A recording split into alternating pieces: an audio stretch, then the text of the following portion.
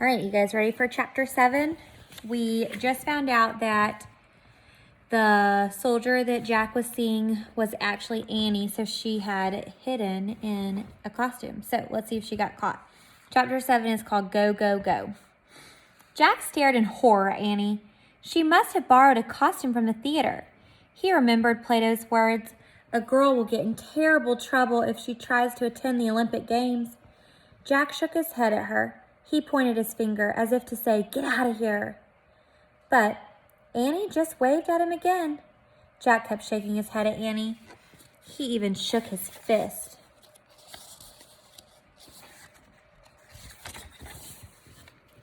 Annie turned back to watch the race.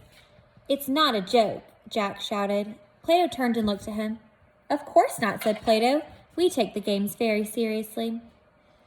Jack felt his face grow hot. He glared at Annie's back. Just then the trumpet sounded. "The chariots are taking their places," said Plato. Jack saw dozens of chariots lined up on the racetrack. Each chariot was pulled by 4 horses. Jack glanced back at Annie. She was looking up at him, pointing at the chariots. The trumpet sounded again. The horses took off. The crowd went wild. They were cheering and screaming and stamping their feet. Clouds of dust rose up as the chariots raced around the track. Annie turned back to watch the race. She began jumping up and down. "Go, go, go," she shouted. A few people began staring at the strange small soldier with a high-pitched voice. Jack couldn't take it anymore. He had to get Annie away before it was too late. He shoved his notebook into his bag. "I have to go," he shouted up to Plato. The philosopher looked surprised. Jack was afraid to tell him that Annie had broken the rules. "I had a great time, but I have to go home now," said Jack. "Thanks for everything." "Have a safe journey," said Plato. Picture.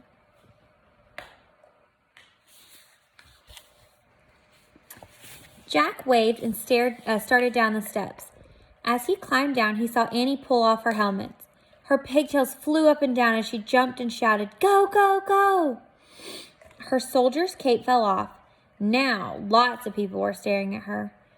Someone shouted for the guards. Annie was too busy cheering to take notice.